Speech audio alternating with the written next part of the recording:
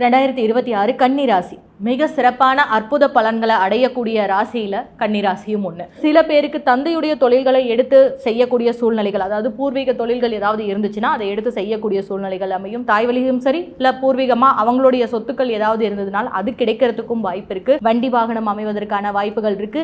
இந்த 2 வருஷத்துல கணவன் மனைவி, அதாவது ஏற்கனவே திருமணமானவர்கள் இருந்தா அவங்க வேலைன்னு ஓடிட்டே இருக்கிறதுனால கணவன் மனைவிக்குள்ள ஒரு சரியான அண்டர்ஸ்டாண்டிங் இல்லாம போறதுக்கான சூழ்நிலை அமையும்.